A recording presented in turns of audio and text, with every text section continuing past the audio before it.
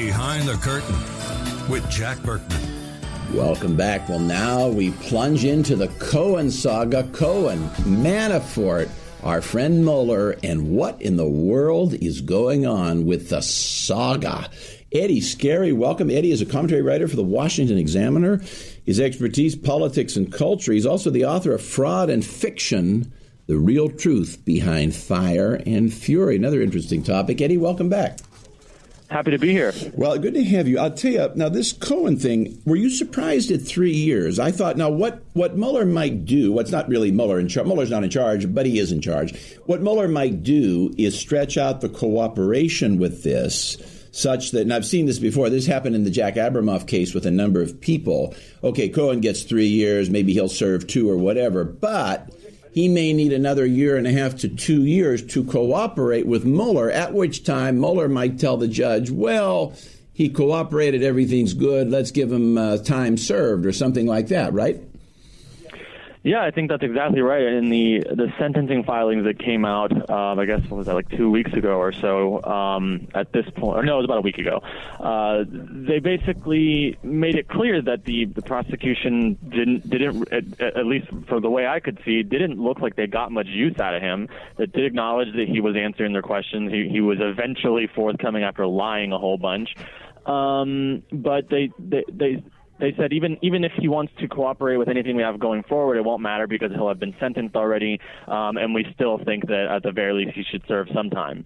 So you would think that if they got something incredibly valuable out of him, or they still needed him in any real capacity, that they may have said this is time served, or we recommend absolutely no time at all behind bars, but that's not the case. Now, it would seem to me that it's kind of confusing because Mueller at this point, he still seems to not have anything which is consistent with what conservatives like me have argued from the start, because, okay, there's not much out of Manafort. They got Manafort on other crimes. Gates was to get Manafort. There doesn't appear to be anything out of Flynn but a redacted memo. My guess is there's nothing there. Now, they got one little piece from Cohen, whereas Cohen, now who knows if he's just making up a story, but Cohen put in his memo, Cohen has told Mueller that, yes, I was the conduit between Trump, the Trump campaign, and Russia for some type of coordinated negotiations regarding the 2016 campaign, right? But that's all they got from Cohen, and that's hardly enough to do anything with, correct? Well, right. As far as what we've been looking for this entire time, or what we had believed we were looking for, was some kind of obstruction of justice case, and the big one, which was the Russian conspiracy involving the Trump campaign to get him elected. We've seen nothing about that. The most Russia stuff we've seen so far was with Cohen, and it was simply that Trump may have misled the public about the timeline of this business deal he was pursuing, that Michael Cohen was pursuing. But of course, that has nothing to do with Mueller's charge at all. That's not the Russia. That has nothing to do with the DNC emails and collusion, and that's all nonsense, right? That's where I was going, is that this doesn't have anything to do with what we thought we were talking about. We didn't know that I think if the public had been told we're going to go through 2 years and spend millions of dollars, we're going to get a bunch of people in trouble on campaign finance violations, tax evasions, bad, lying to banks about how much debt they have, getting, taxi medallions. So Trump lied about a hotel. So what? I mean, what's that mean? Right, who cares? Right, and in the end, what we're going to find is that Trump had a business deal that, or he was pursuing a business deal that fell through before he was even elected. I think it was right before he was even nominated. I think that most people would say, I'd rather we not spend all the time looking for that.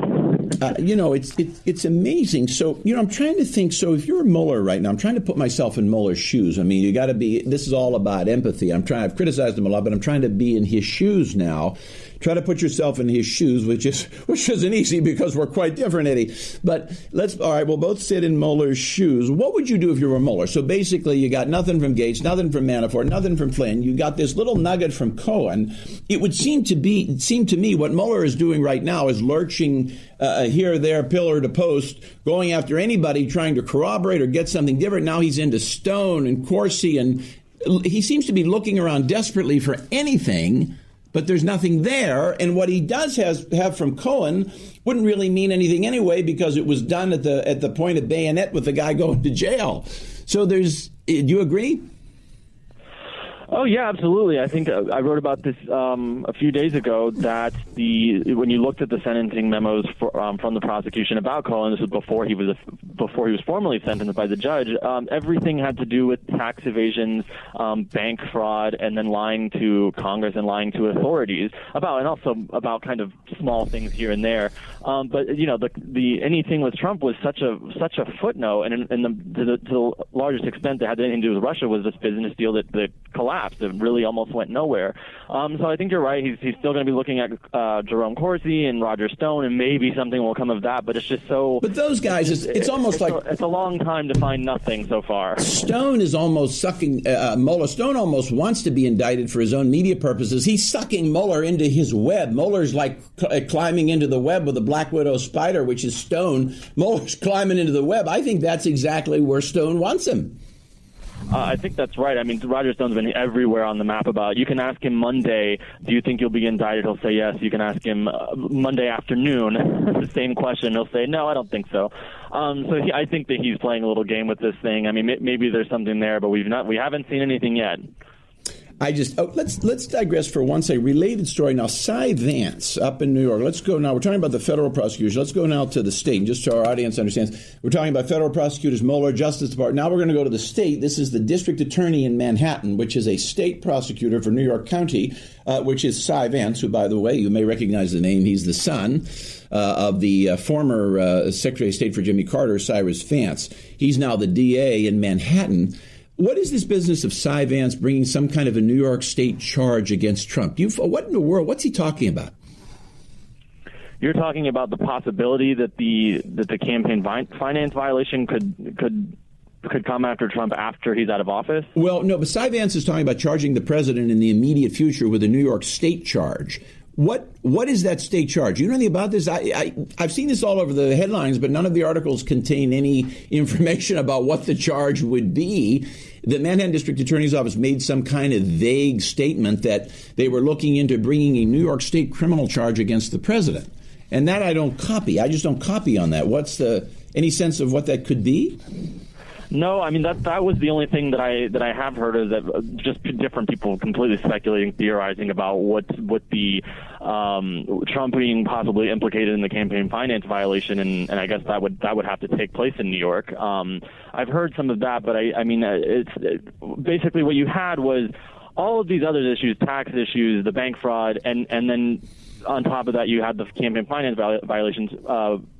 Michael Cohen was sentenced, and we actually don't know, at least as of now, what role the campaign finance violations may have had in the sentencing. He gets 3 years, but it looks like it was all just lumped together. We don't know to what extent that actually even mattered. People are saying that it maybe have implicated Trump because he's referenced in the memo about that. But I think that's just speculation right now. And if any attorney general is saying that, I think they're doing some posturing. About a minute left, just a minute and a half left. Let's talk about this campaign with Stormy Daniels' campaign. Now, Trump, the only way that becomes a crime is if Trump used campaign funds, gave them to Cohen, gave them to Stormy Daniels, right? But I doubt there's something like a 99.9% chance that didn't happen, because particularly at that time, Trump was spending very little on the campaign. I'm sure he would have used personal money, right? So what would be the crime?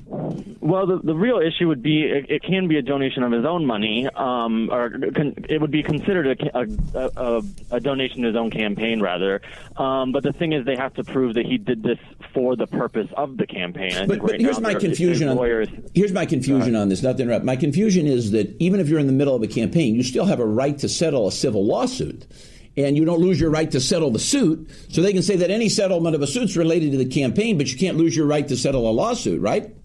Doesn't make any sense. There's any number of reasons, and this is what his side is claiming, the Trump side. There's any number of reasons he would have wanted to settle this, whether just to keep, for his reputation, to keep it from his family, et cetera, et cetera.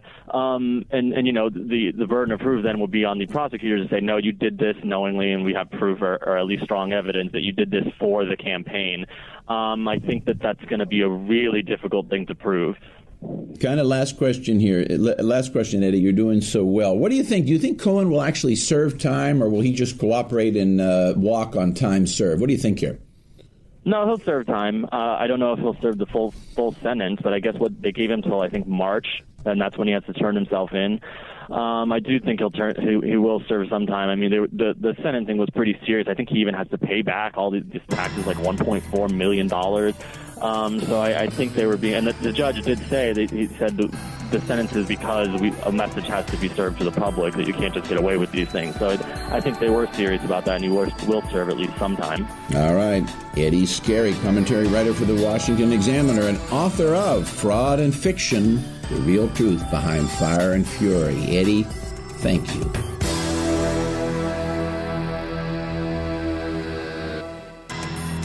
All the stories and controversies that no one talks about, but everyone should know about. Some people without brains do an awful lot of talking. Behind the Curtain with Jack Berkman. Welcome back. Remember, if you want to take it behind the curtain, you call us 703-795-5364, 703-795-5364. Operators are standing by 7 a.m. to 7 p.m. Monday through Friday to take your calls. Also, your emails now as we come into the 20th century, never the 21st, or not yet the 21st. Jack Berkman 2016, all one word, Jack Berkman 2016 at Gmail.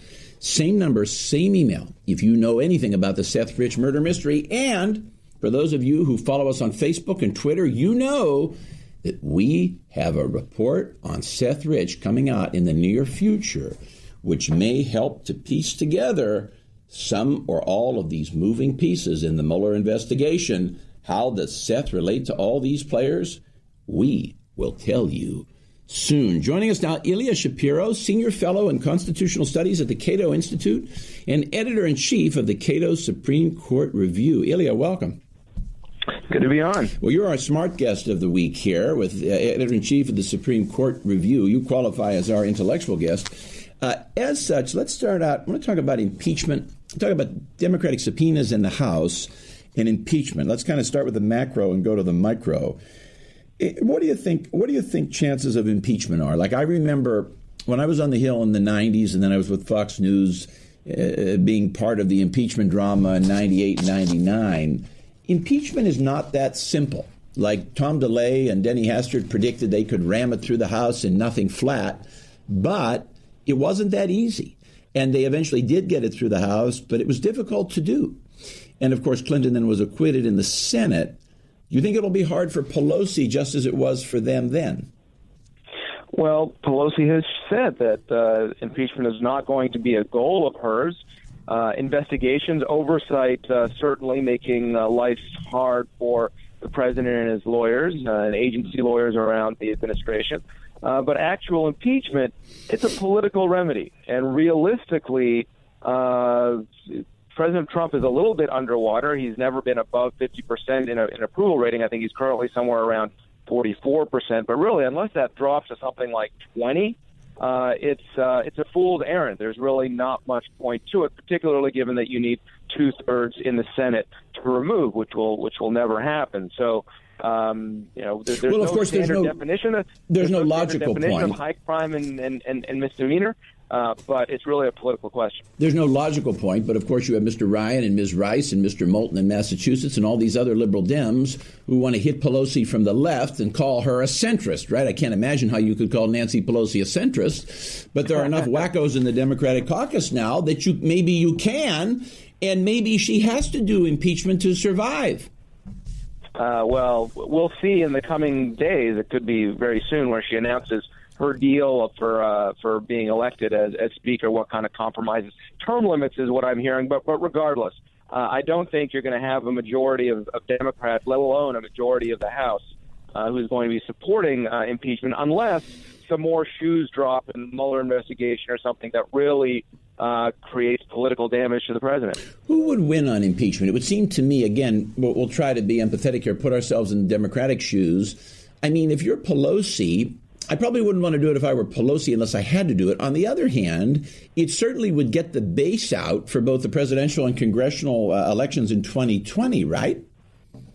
Well, it would, but it has a big danger of misfiring, and just as happened with the Clinton impeachment. With the Clinton. He survived that and was stronger afterwards, and so similarly here with impeachment, or even with the subpoena cannon the Democrats have promised to keep the but I wonder, lawyers occupied. Again, it's trying to sit. We don't have a Democrat here, so I'm going to sit in the Democratic shoes and see it from their point of view of a wacko liberal. If you sit in their shoes, I wonder if Clinton is the metaphor. One, Clinton was generally a lot more popular than Trump, and different strengths in different ways, but as a general proposition, more popular. Now, impeachment hurt the Republicans with swing voters. Would it hurt Democrats with swing voters today? Are we sure about that? Would it have the same effect, or would we be fighting the last war? Well, it depends what your model is for turnout in the next election. If your swing voters are the Obama-Trump voters, the ones that gave the president his narrow victory in states like Wisconsin and Pennsylvania and Michigan, I think those folks would definitely be turned off by attacks, I think, that they might think are unwarranted on the president. On the other hand, if it's kind of a turnout election of the base of younger folks that don't generally vote, things like that, then the calculus might be different. It goes part and parcel with a larger debate going on among the Democrats about whether they should pursue a Rust Belt strategy or a Sun Belt strategy through Arizona, Georgia, Florida for 2020. Well, I think the answer is they have to pursue a Rust Belt strategy because they're already winning. They're already sweeping the Sun Belt. I mean, they've already got the only state they have left to take is Arizona. They probably couldn't win that in the presidential anyway. They've got Nevada. They've got New Mexico. They've got Colorado. So I don't know. The question becomes, you've got to attack. The attack has to be in the Rust Belt. So then that would argue against impeachment for them, right? I think so, and it also means, Nancy Pelosi, although a San Francisco liberal to be sure, has not survived this long in politics without significant savvy, and I think she will want to have certain kinds of investigations that inflict damage without rising to the level of a complete backfire that turns people off the Democrats. It's going to be a fine balancing act, given, as you say, demands for pieces of flesh from the base, from the left-wing activists. Now, the thing about Pelosi, though, the deal she's about to make, she said, well, she'll stay in there another 4 years. I mean, God, she's 80 years old. Another 4 years is a big joke anyway, and she probably would just ignore that deal. So if that's the only concession, basically they're conceding with no concessions, right? I mean, isn't that what's happening? In general, the whole leadership, Trump, Pelosi, the other Democratic leadership, we're governed by people who are in their mid to late 70s. Apparently, Joe Biden is one of the front runners for the Democrats. If we're becoming a younger country and all that, this is something that we could see a sudden shift. Well, we could have maybe by 20. I don't wish this on anybody because we wish everyone good health. But maybe the speaker, the majority leader, and the presidential candidates will be in wheelchairs, and we can have like elderly water aerobics or something. Maybe that's the image the Democrats can push forward. Let's not forget Justice Ruth Bader Ginsburg as well. Ruth Bader Ginsburg. Well, we have to include her, and that we wish her good health, but we have to put her in the campaign ads in her wheelchair as well. And maybe this is it's the party of the old. Maybe that's what they are. All right, 1 minute left here, Ilya. All kidding aside now, let's look at our friend Elijah Cummings now. What do you think he's going to do, very, very briefly? What do you think he'll do in terms of subpoenas? Well, they're going to target Trump's tax returns, I think, his business dealings with foreign governments, with Vladimir Putin, try to find out information about that. Of course, lots of that is tied into the Mueller report. So there's going to be a lot of kind of ticky-tack stuff, looking at ethical violations over security clearances and things like that. But really, until the Mueller report comes down, we don't know which direction, what they're going to emphasize in trying to inflict political damage on the president. All right, Ilya Shapiro, Senior Fellow, Constitutional Studies, Cato Institute, Editor-in-Chief of the Cato Supreme Court Review, and without question, brightest guest of the week. Ilya, if we're real lucky, we'll see you again. Thank you.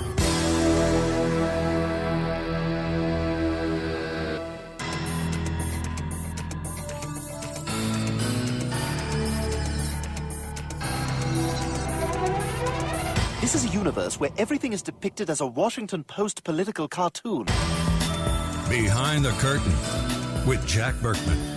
Remember, if you want to take it behind the curtain, you call us 703-795-5364, 703-795-5364. Taking your emails Jack Berkman, 2016 at Gmail, 2016 at Gmail. Same number, same email.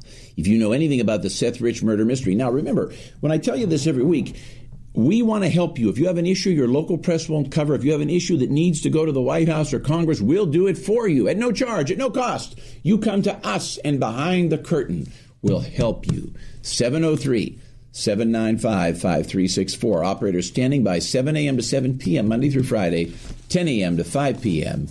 on Saturday. Well, joining us now, Brittain Ladd, digital and business strategy consultant, former manager at Amazon Fresh and Forbes.com, contributor to talk all about all of this stuff with Trump and the post office, USPS. Welcome. Welcome, Brittain. Thank you so much. I'm glad to be on the show. Good to have you. Brittain with two T's, we'll say, instead of one. Now, there's a lot going on. So Obama had his issues with changing the post office. Bush had his issues, and now Trump has his issues.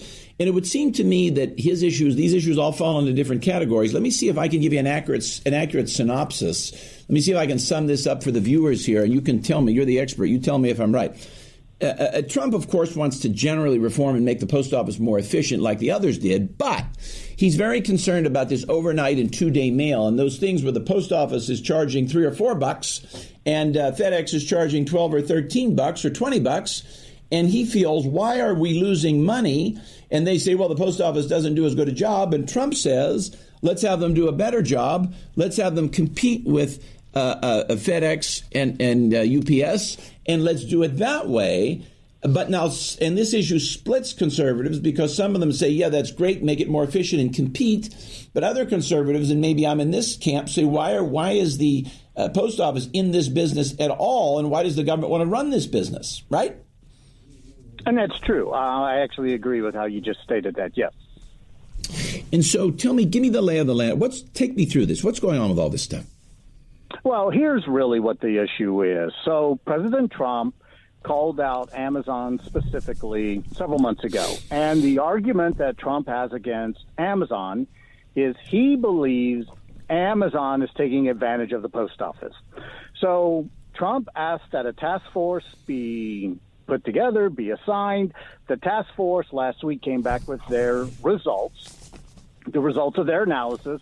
And what they say is, you know what? Amazon isn't taking advantage of the post office. Amazon is not losing any money moving packages for Amazon and other e-commerce providers. It's that the post office doesn't do a very good job of actually pricing their services to take account of all of their actual costs. So in essence, what's going on is between 2007 and 2018, the post office lost around $69 billion. Billion with a B. That's billion with a B. That's holy part of moly. The task force. Yes, it's a gigantic number. And I do agree with you that there are many individuals who say, well, why is the government in this business at all? Well, you just are going to struggle to get rid of the post office. And so recommendations that came back from the task force are several things that I wrote about recently in Forbes, where I made the argument Amazon should run the post office. Amazon is really the solution and not the problem. And that's why I titled the article, President Trump, Amazon should run the USPS. So you're with me. In other words, you want to scrap all or most of the post office, right, and turn it. You want to privatize it. You're with me. Well, I absolutely believe in privatization, but that is really a big leap. So I've had conversations with executives at the USPS, members of government have reached out to me, and really what they like about my suggestions are these. Number one, what the task force came back with was why not monetize the actual mailbox itself? So the USPS today has a monopoly, and only the USPS can put mail in your mailbox. So one of the things I recommended is why not sell the naming rights of a mailbox to Amazon and let Amazon design really what is a mailbox. Let Amazon define that. Let Amazon put their lockers in place. And through a contract extension, slowly but surely have Amazon start to introduce those things that will absolutely improve the customer experience. See, let me tell you where I don't know anything about. I don't follow these issues. Let me tell you where my instincts go with this. If I were president, this is where my instincts would go. Like you, I believe in privatization and all that. We're on the same page ideologically. On the other hand, I'm a conservative and not an anarchist, and government has some functions. And I think basic delivery of mail should be a function of the federal government. It always has been. Where my mind goes is when you get into all these other things like 2-day mail and overnight, and all these specialty things, or specialty in the last 30 years or so, those are things the post office really shouldn't be doing at all. Why not just have them do basic mail service and let everybody, and scrap their overnight and all that stuff and let everybody else do that? Does that just solve the problem? No, it actually would make it far worse. Now tell me why. Tell me why. Well, in all honesty, the things that you don't want the post office being involved with, those are where the Postal Service would actually be making money. It's first-class mail, it's junk mail. That is decreasing rapidly. The post office just simply, or the Postal Service, I should say, doesn't make any money doing that. So really what you should be saying is, how do we create a business model where the Postal Service can actually become a major player in all things related to mail, but do so by making a profit? And I'm a conservative. I'm a capitalist. I want the post office to earn a profit. But in order to do that, they have to make some things that are... Okay, but let me back up just a minute. What would be wrong? So if the post office just does basic mail and nothing else, what happens then? Explain to me why that's bad. Well, the problem is the way the contracts are written, the Postal Service would have to maintain its current workforce. And so the Postal Service just does not have enough mail to move. Okay. They just don't. And so it would lose money. It would lose money. It would lose vast amounts of money. So why does it have, what contracts and why does it have to maintain the workforce? Well, because it's the way the union contracts are written. So can we bust them? Maybe the answer is to bust them. Can we bust them? Well, that would be very challenging because the contract is actually backed up by laws that have been passed, years and years ago. So when the task force evaluated that, they stated it would be very challenging for the Postal Service to do anything with just mail. What if Congress, by statute, scrapped it all and cut the postal workforce and just leaves them with basic mail and everything else goes to the private sector? What if you do that? No, if you did that, absolutely, that would work. The challenge is there's no appetite for that. Republicans don't want to do it. Democrats don't want to do it. That's actually been discussed many times over the years, and it was never approved. So the things that I really recommend are things that could be implemented just by administrative changes. The Postal Service would have the authority to extend the contract to Amazon. The Postal Service would have has the authority to actually have Amazon have the naming rights to a mailbox, have Amazon take over many aspects. But here's the trick. By starting out slow, like I recommend, and small, at the end of 10 years, here's the goal.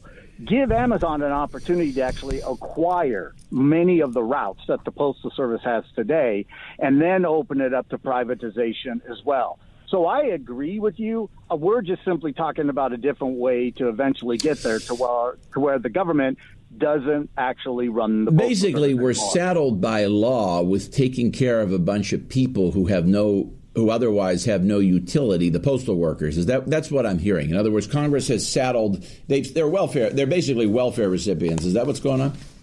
There's really an argument where people do say that. The challenge is the postal workers really, they show up, they do their job. They're really at the mercy of the rules themselves. And I've had discussions with many postal workers. And what they have said to me is, we'd love it if Amazon ran the post office. We'd love it if Walmart ran the post office.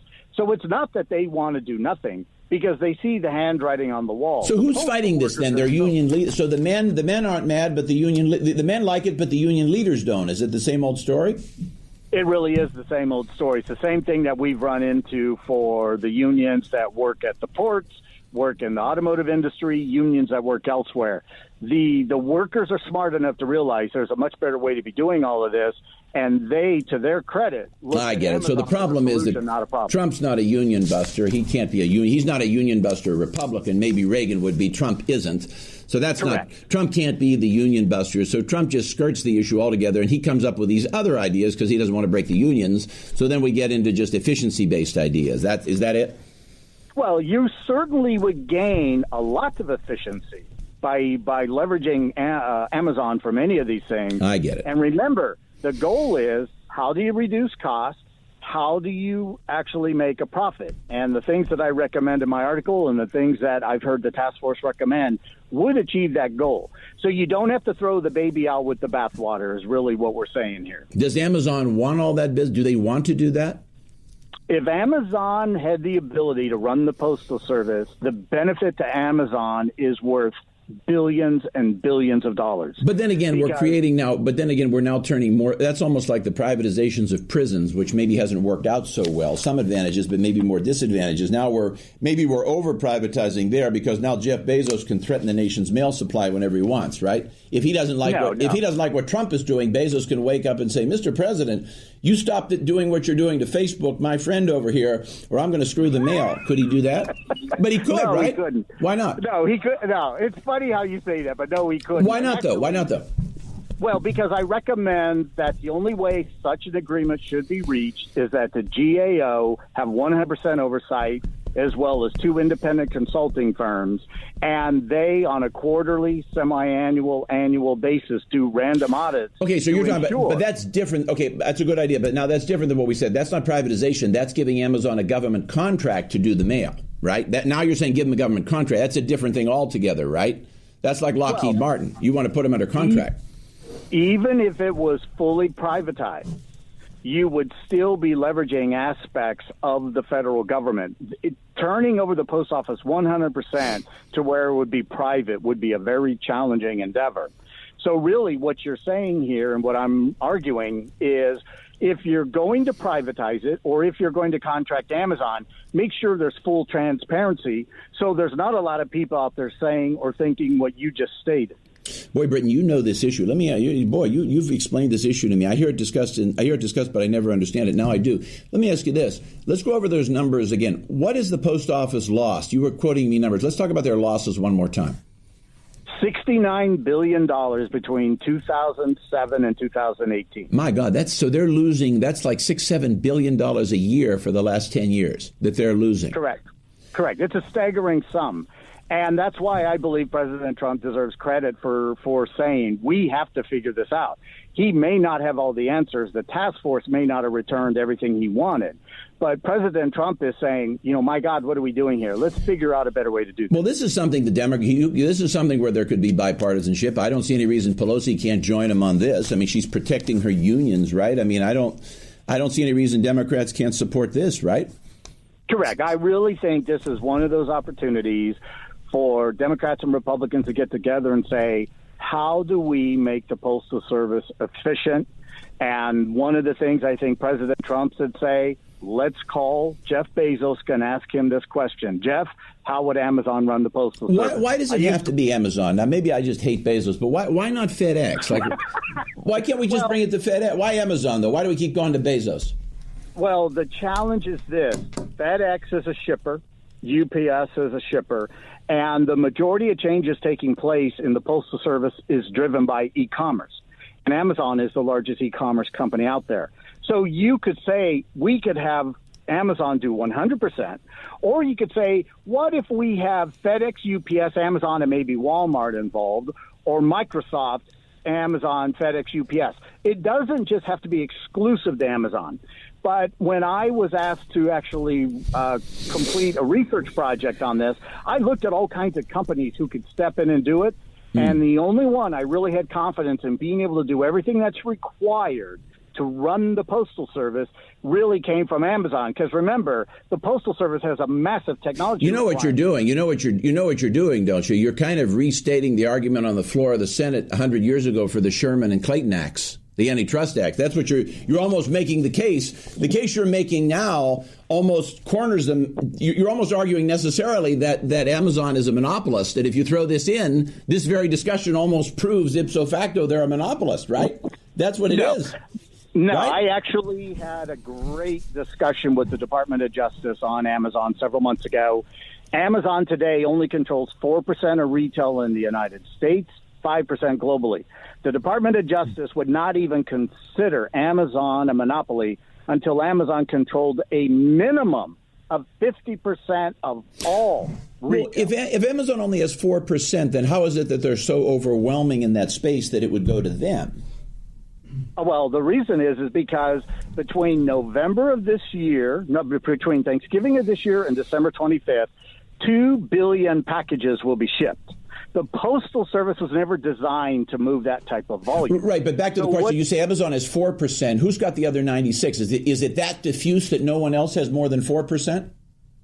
Yeah, correct. There's massive numbers of companies that are now in e-commerce. Okay. So Amazon has the best ability, the best system, the best logistics. So that's I just hate Jeff Bezos. That's all. My personal feelings are getting in the way here. I don't like Bezos. It really is. And Jeff Bezos and Donald Trump doesn't like Jeff Bezos. And that's why I say in my article, Donald Trump, pick up the phone and ask Jeff Bezos the question, how would Amazon run the Postal Service? There's a tremendous amount that could be learned, just as you mentioned earlier. Democrats and Republicans absolutely should get together on this issue. Let's solve this thing, because a lot of people are relying upon the post office, but millions of people are affected by the fact that the post office has such a bad service and loses billions annually. This is one of those stories, one of those opportunities that don't come along that often, but it's something that can be solved, I guarantee it. Kind of final question here. Are we sure that, has Bezos ever commented on this? Has anyone at Amazon ever commented or expressed a desire? Well, I used to work for Amazon, and when I worked for Amazon, this is one of the topics I brought up. Amazon. Okay, got it. You worked for Amazon, got it. So I also recommended to Amazon to acquire Whole Foods. I did that originally in 2013. I hope you got a bonus. No. I wasn't working for Amazon at the time. I was completing my third master's degree, and I wrote a research paper. And so when I worked for Amazon, this is one of the topics I brought up. And to the credit of Amazon, they always said the same thing. That's absolutely something we would be interested in talking about, because Amazon knows there's a better way. And Amazon's not trying to replace the Postal Service. Amazon is all about efficiency and customer experience. And Amazon knows that if they were involved at a higher level, they would absolutely be able to improve the customer experience. But they also know they're expert at efficiency and last mile, and they absolutely could create a profit for the Postal Service. Brittain Ladd, Brittain with 1T, digital and business strategy consultant, former manager at Amazon, Amazon Fresh, and contributor at Forbes, and probably the most knowledgeable person in the world on the U.S. Post Office. Thank you. You're welcome, sir.